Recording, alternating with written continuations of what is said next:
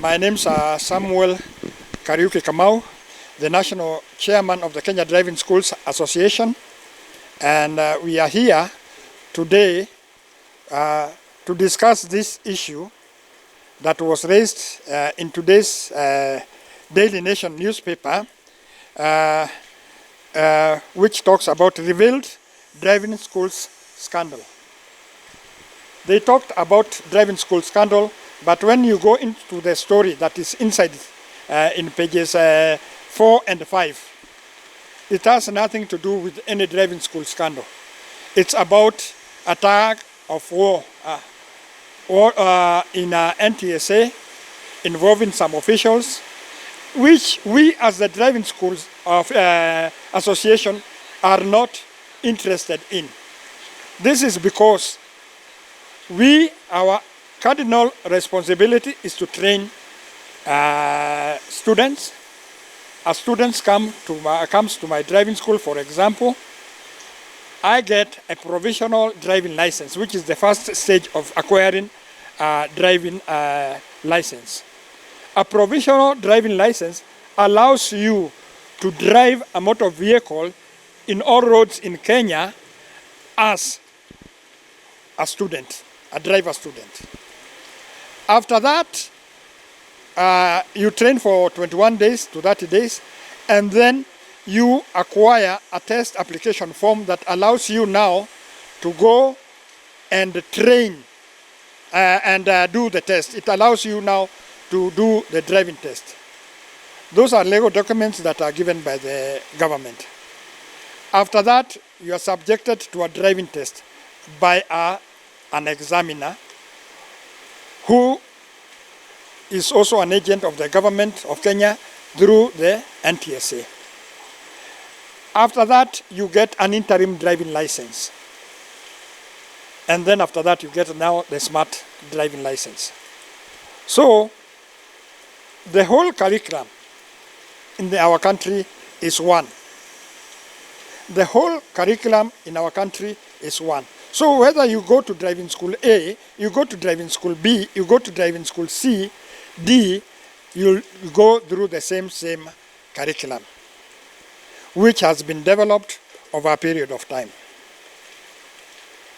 So that curriculum is what we use, and there's the highway code. When we are teaching the highway code, how to handle your vehicle, what to check, and we enhance, we strive more to teach on road safety, because we are the primary givers of road safety lessons in Kenya.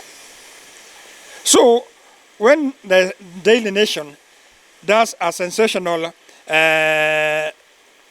headline that more people have died in road crashes in the first 9 months of 2025 than last year, you ask ourselves, what has driving schools got to do with the road accidents? We sympathize with the people who are dying. But remember the accident in Kariandusi, the person who caused that accident was a PSV driver with more than 10 years experience. He has been carrying passengers for the last over 10 years. You won't hear of a learner driver causing an accident. In fact, you won't hear of driving school vehicles causing accidents. Most accidents are caused by experienced drivers. When you start going down Maimahiu from the junction of Rimuru, Nairobi, Kamandura, you start going down and you see somebody overtaking on a yellow line on those continuous corners. Do you mean to tell us that those people were not taught? You know, it's very clear. We teach where you should not overtake. But when these people start overtaking along a continuous yellow line and causes an accident, then it's blamed on driving schools. Driving schools, as I have said, are able to chunk out and to show you how you can drive, how you can handle your vehicle. We even teach how you can handle your vehicle in case of an accident or unforeseen circumstance. For example, you may be driving your vehicle and, for example, the wheel comes out. We teach people that when such things happen, don't rush to go to the brakes, because the brakes will cause the vehicle to overturn. We'll teach you to de-accelerate. Drive slowly, de-accelerate, and be safe. There are so many aspects that we teach. So it's very sad that we have a blame game in Kenya today. Blame game over nothing. Over nothing. The story inside here is talking about problems in NTSA, not problems involving driving schools. So I wish the reporter who wrote this story could kindly give out facts. If you think that there is a lot of bribery going on, take a particular case by case. Say this is what has happened, this person did A, B, C, D, and let that person carry the cross alone. You don't crucify the whole driving school sector simply because maybe you have a problem with one or two persons. The whole driving training curriculum is standard. And we all go through the same training. All our instructors go through the same training so that we are able to check out properly trained instructors. And our teaching is standard. It's standard. So whether you go to AA or you go to Kericho Driving School, you go to Buffalo Driving School, you go to Stark Driving School, you go to Sydney Driving School, you go to Petanza Driving School, the teaching is standard. And right now, even as we are speaking, there are a group of instructors who are undergoing training so that they become instructors. And they are going through a standard training. If a school has misbehaved, for example, there are ways to handle those schools. And we can assure you that if we get information that school A has not been doing things properly, then we have a mechanism of investigating, calling out, and then disciplining that school. But then you cannot come and say that all driving schools are giving out bribes, they are not giving proper lessons, and that is what actually has made us come here. What can you tell to those who are trying to blame the driving schools for the numerous accidents? For example, there was a person from Road Safety Association who said that licenses issued in the last 6 years should be recalled. This person does not understand what it entails, because getting a driving license is a process. It is not a one-day thing. You wake up and go and get a driving license. What normally happens, and this person was very wrong when he started saying,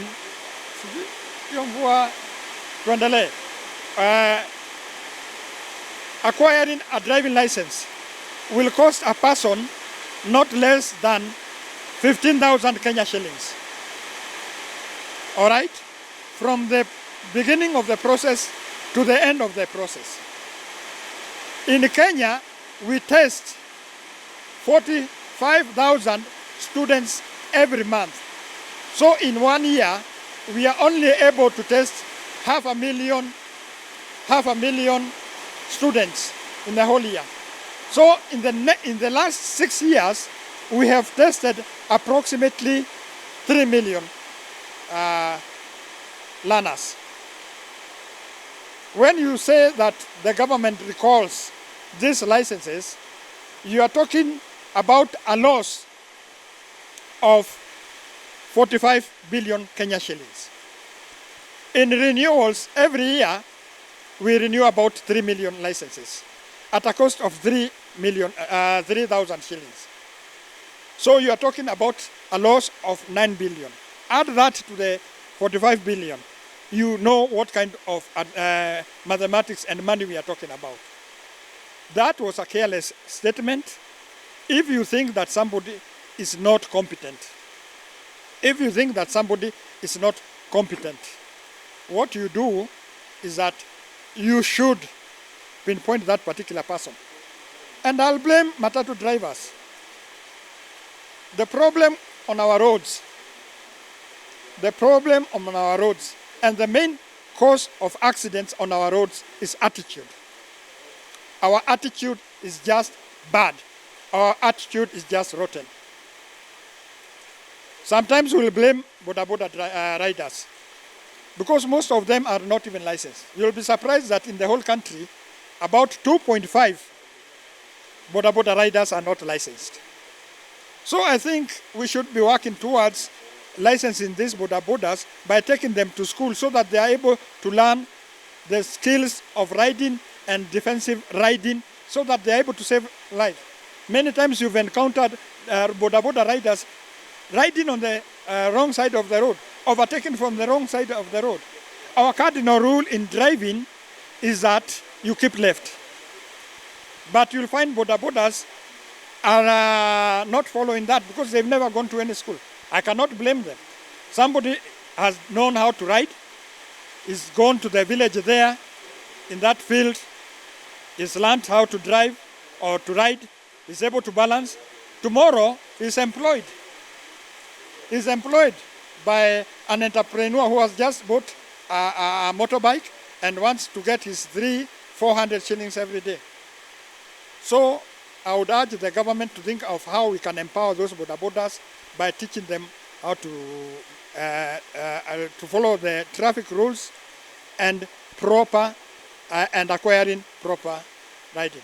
In fact, instead of this empowerment we are talking about, if only we were able to empower about 100,000 bodas per month, this country can change and change for the better. We don't have anything called fake license. All licenses are issued by NTSA. And you have to follow that process that I've mentioned. A process of acquiring a PDL, test application, then you are subjected to the examination. After that, you get the interim driving license and then the smart license. All this is a process that takes not less than a month. So there's no one who will tell you that he or she went to school for 1 week and got a license. And indeed, what NTSA is doing right now is that they check. You see, some people would try and beat the system, and that is our Kenya. Somebody, for example, got a driving license a year ago, and he has gotten a job to drive a matatu or Uber. When you want to drive an Uber, you must have a 3-year experience. You must have a 3-year experience. But then somebody becomes very clever and maybe tells somebody that, oh, I want you to get me. I want to get you to get me a driving license. And then you try to get the driving license. You try and get the driving license. So somebody will try and work his way into the system. Somebody will hack the system and maybe get a license fixed on his license. But then the NTSA has a mechanism, because these days they check. Where did you get the interim, the PDL? How many days did it last? After that, were you able to get the test application form? Who tested you? Where were you tested? So getting a fake license in Kenya is one of the most difficult things today. Kwa hivyo tusiseme iko fake licenses. Ile mtu anaenda labda anajaribu kubeat the system, but finally anashikwa, and that's why you hear people saying that my license, I had a license, but now it is disappeared from the system. It's not that it disappeared. It was removed because you didn't follow the due process. Thank you very much. I'm Joseph Kirago, the chairman, Central Rift Valley Driving School Association.